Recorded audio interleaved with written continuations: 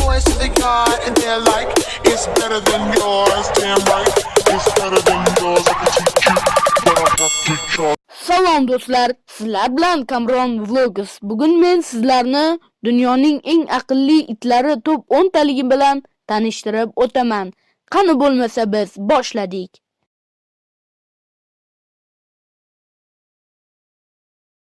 Avstraliya ovcharkasi. Ushbu zot odamlarga qo'ylarni boqishda yordam berish uchun tarbiyalangan. Bu osongina o'rgatiladigan itlar. Ular egalarini tom ma'noda bir qarashda tushunishadi. Ularga mutlaqo bo'ysunadilar. Ularni eshitish qobiliyati juda ham faol.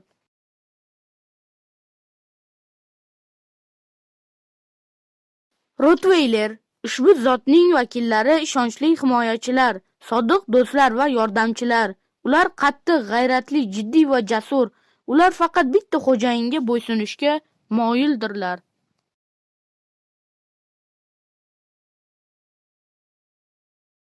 Papillon.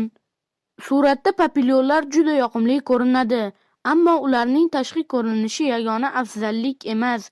Ushbu zotning vakillari yuqori malakaga ega va ko'plab sport musobaqalarida boshqa itlardan ustun keladilar.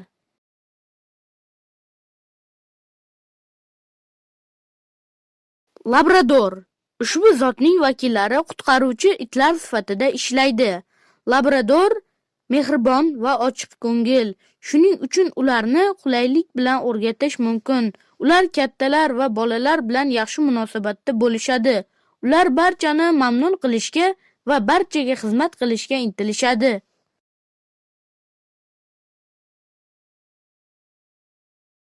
Sheltie. Ularning ajdodlari odamlarga qo'ylarni boqishda yordam berishgan va endi Sheltie o'z xo'jayinlari bilan shaharlarda yashaydi. Ular sadoqati va o'zini himoya qilish qobiliyati bilan ajralib turadi.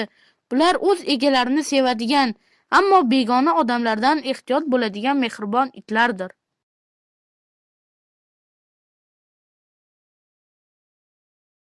Doberman.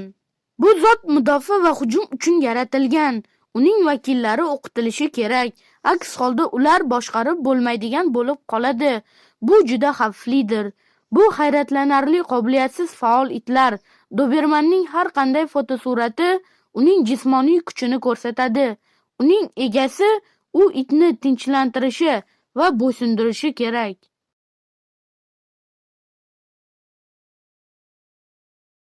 Zolotistый Retriever. Bu zot insonlarga do'stona munosabat, bolalarga mehribon munosabat, tez va oson o'rganuvchanlik, cheksiz sabr toqati bilan ajralib turadi. Ular xotirjamlik bilan ajralib turadi. Ular qo'riqchi itlarning roliga mos kelmaydi.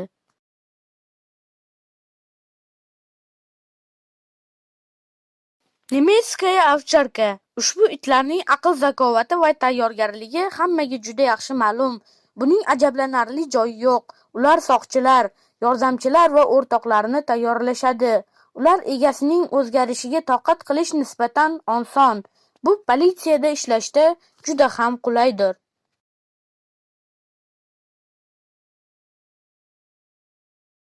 Pudel. Ushbu yoqimli jingalak pudel nafaqat jozibali, balki diqqatli, aqlli va faoldir. Ularning yuqori o'rganish qobiliyati siz pudelni uchratishingiz mumkin bo'lgan joylarda ko'rinadi. Ushbu zot vakillari sirk, spektakllarning taniqli yulduzlari, shuningdek ovchilar, himoyachilar va qutqaruvchilardir.